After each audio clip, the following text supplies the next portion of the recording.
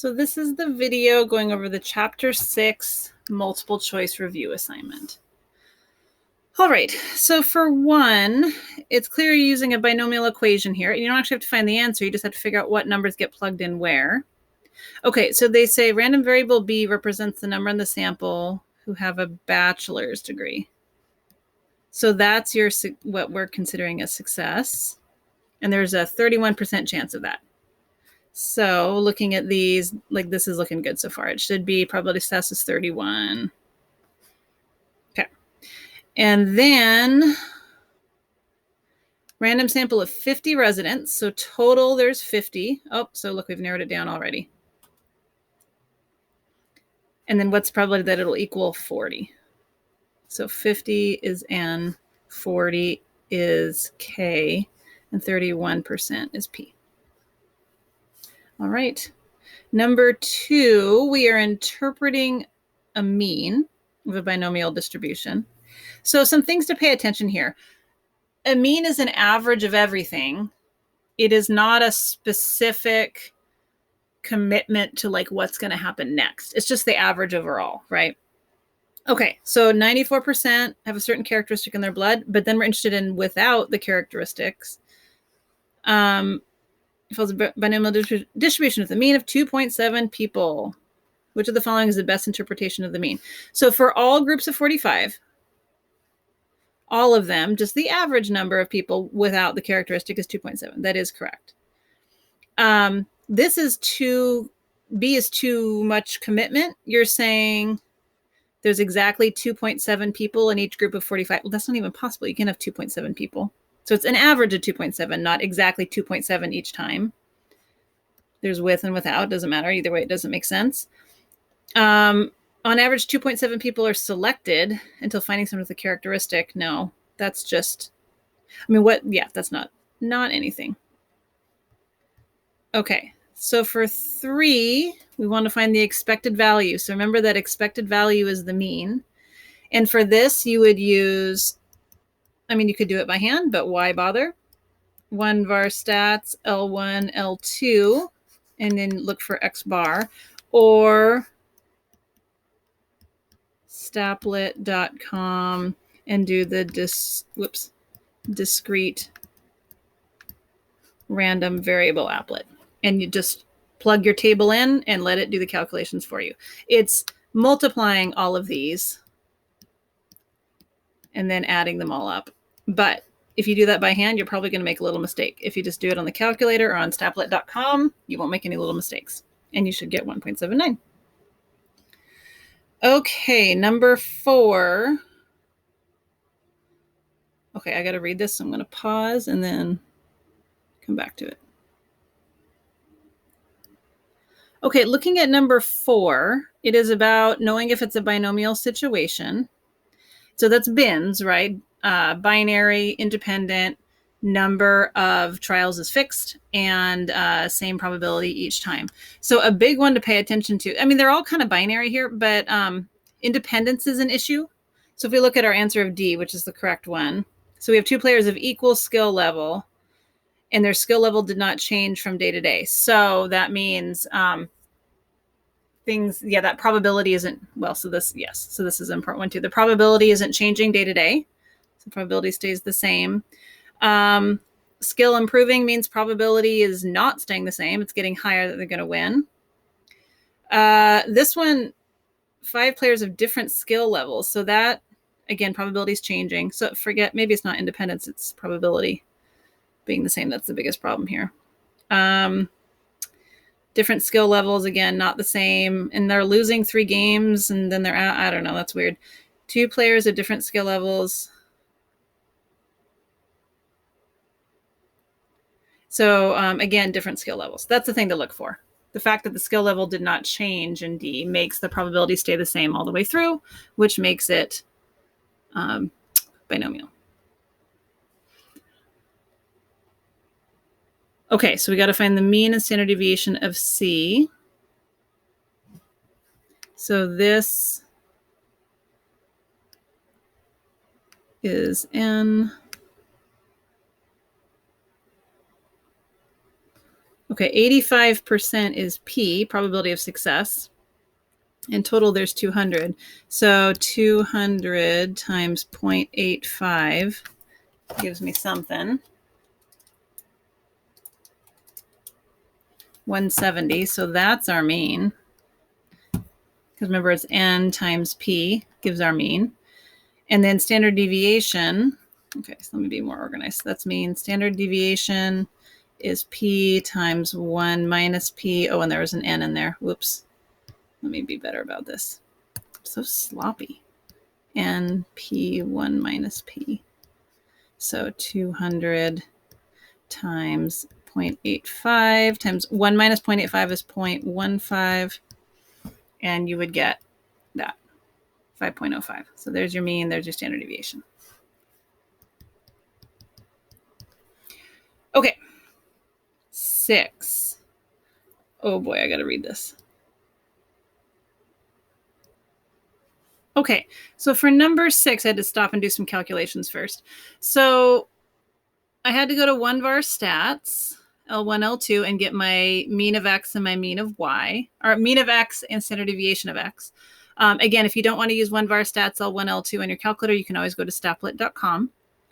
And then I knew this was my formula. I was taking my number of loans times 50 and then adding them to 150.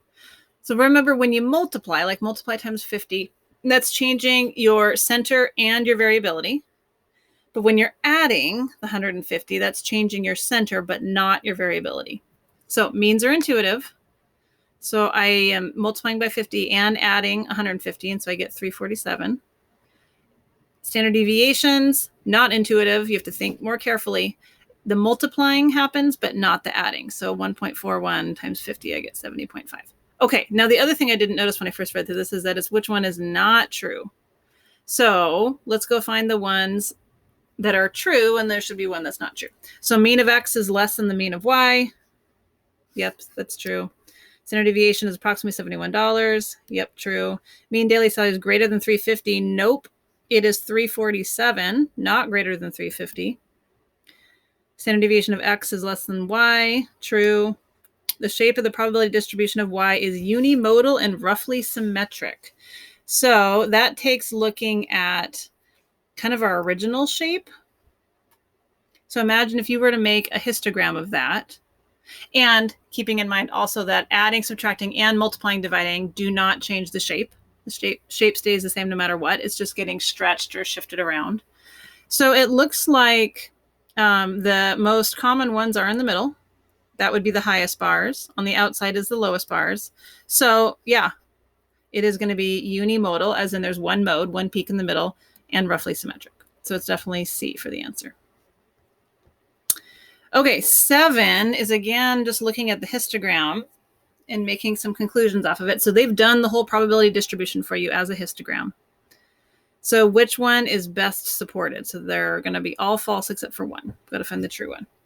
The most likely number of visitors to the museum on a given day is between 450 and 500.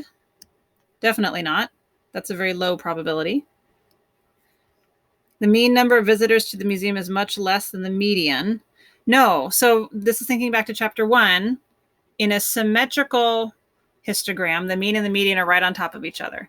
If there's a skew to it, the skew will pull the mean towards it, but it will leave the median alone. So the mean is always pulled towards the skew. There's no skew here. So and especially that they said much less, no, they're going to be pretty much the same. Okay, the mean number of visitors to the museum is much greater than the mean, so same reason, especially because of the much. On a given day, number of visitors from 100 through 500 will occur with equal probabilities. Nope, I mean, that's our whole graph, right? And the ones in the middle have much higher probabilities than the ones on the end.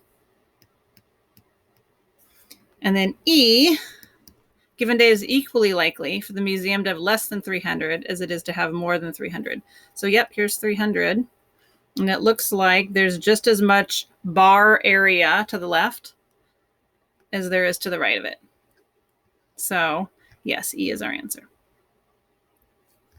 Okay, number 8. So random variable X is normally distributed, which is not really going to matter, to be honest, with mean 5 and standard deviation 25. The random variable is defined by this equation. What are the mean and standard deviation of y? So remembering that multiplying changes the center and the variability. Adding only changes the center, but not the variability.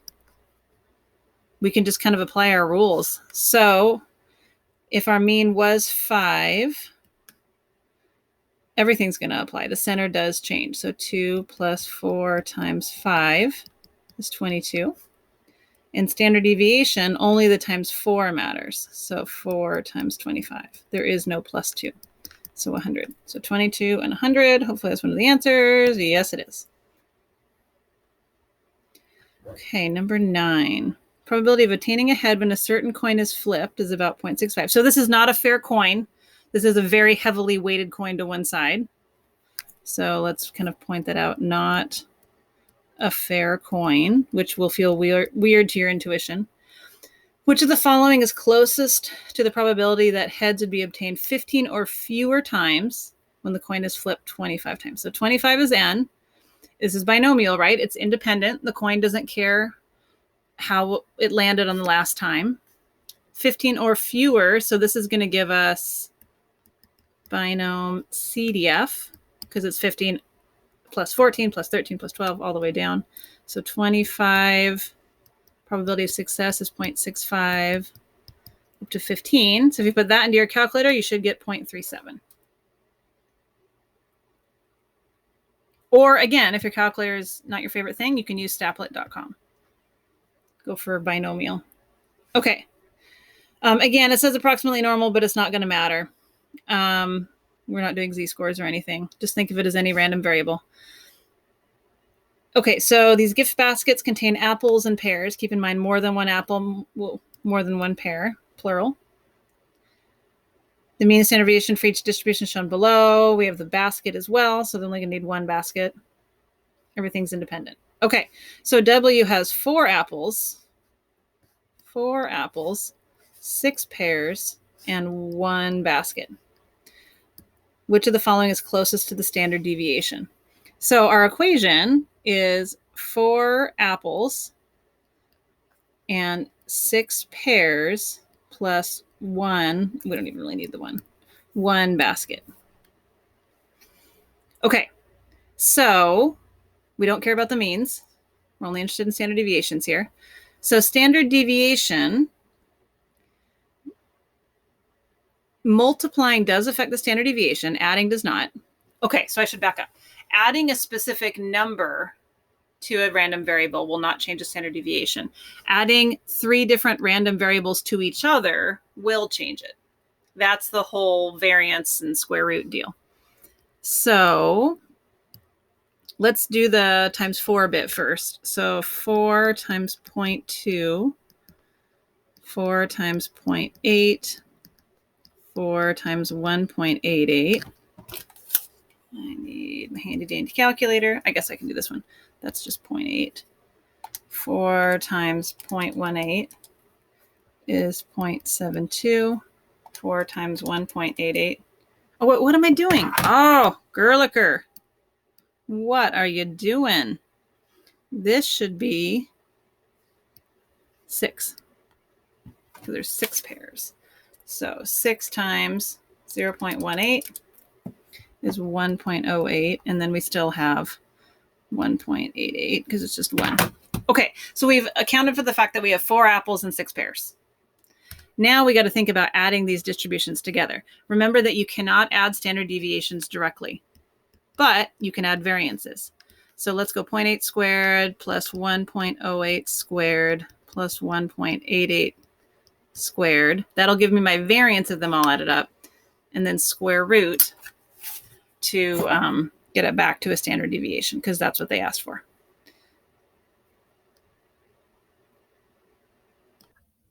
Okay, I flubbed this one up. I'm so sorry.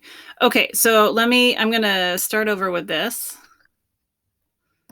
I got the wrong answer and it's like, oh, what am I missing? And let me think of a better way to describe this. Okay, so the idea is you are adding up 11 different items that happen to be 4 apples, 6 pears, and 1 basket. You're adding up 11 different items. So you need to add up the variances of all of those. So I'm adding up 0.2 squared 4 times. I'm adding up 0.18 squared 6 times.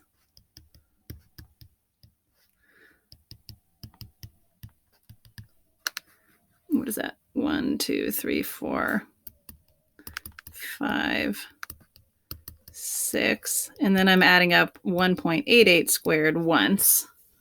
So if I do all of that on my calculator, you get